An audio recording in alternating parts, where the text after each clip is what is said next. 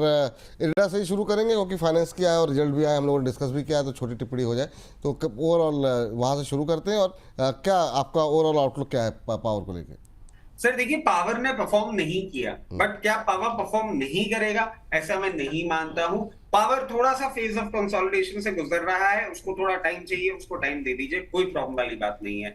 IRDA मैं समझता हूं एक दो क्वार्टर में आपको पावर में वापस मूवमेंट आता हुआ दिखेगा। इरिडा की जहां तक बात कर रहे हैं सर, अभी कुछ भी नहीं करना है। 148 से 152 की रेंज, 54 की रेंज पे आता है, वहां पे अपनी पोजीशन बनाएंगे।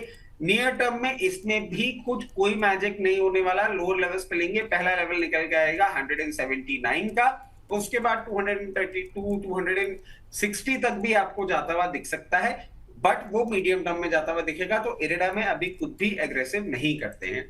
पावर में एक सबसे ऐसा उम्दा स्टॉक जिसने बहुत परेशान करके रखा हुआ है, वो बोलते हैं ना कि बचपन में कन्हैया जी ने भी बहुत परेशान किया था।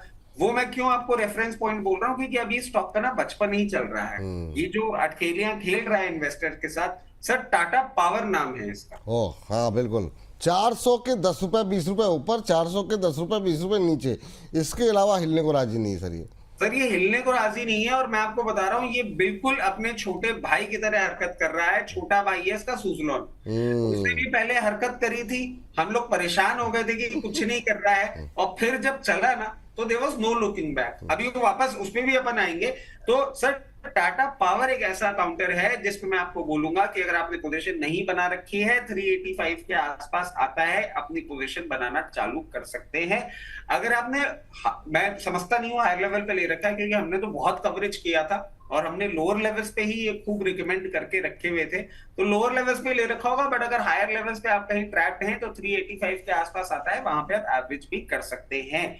और इसको कोई भी ट्रेडिंग बेट के तौर पे मत लीजिएगा, इसको सिर्फ हम मीडियम टर्म के लिए लेंगे। और मीडियम टर्म में हमारा जो पहला टारगेट, अब जिस तरीके से इसने इन लेवल्स पे, क्योंकि सर पहले आप ध्यान करें 424 और 440 ये दो टारगेट्स हमारे आते थे, जिस तरीके से इन लेवल्स पे मेंटेन कर रहा है, अब ये जब ब्रेकआउट देगा आपका अराउंड 420 रुपए के ऊपर, ये कहीं नहीं रुकने वाला। सबसे पहला इसका लेवल आएगा 472 और उसके बाद लेवल आता है 516।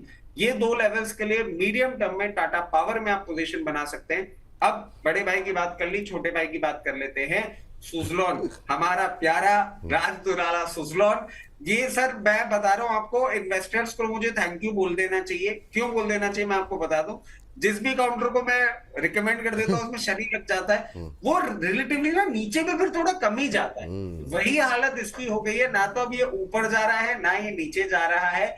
पहले बेचारा 10 रुपए का मूवमेंट तो कर लेता था, अब आप देखिए 66 रुपए रिकमेंड किया है, मार्केट कहीं भी चला गया, 65 रुपए 75 पैसे में चल रहा है। ये बेचारा इतना डर गया है कि 1-2 रुपए का मूवमेंट भी नहीं कर रहा जब से मैंने इसको रिकमेंड किया। बट एनी हाउ, मजाक की बात अपनी जगह सर, इन लेवल्स पे अच्छे से इस पे बाइंग हो रही है। कुछ कुछ फंड हाउसेस, इंस्टीट्यूशंस भी इसमें बाइंग इंटरेस्ट अपना दिखा रहे हैं। आप इसमें पोजीशन बना सकते हैं। एनी डिप कमिंग इन 61 रुपए के लेवल आता है और अपनी बाइंग पोजीशन बनाएंगे। बहुत नियर टर्म में ही, मीडियम टर्म के भी नियर टर्म में ही आपको 84 तक दिख सकता है, और अगर होल्ड करेंगे तो 108, 116 और 124 भी आपको आते हुए दिखेंगे। पावर सेक्टर में ये दो काउंटर है जिनको आपको छोड़ना नहीं चाहिए। ठीक, आप ये तो बात हो गई। और ये पीएफसी, आरईसी, पावर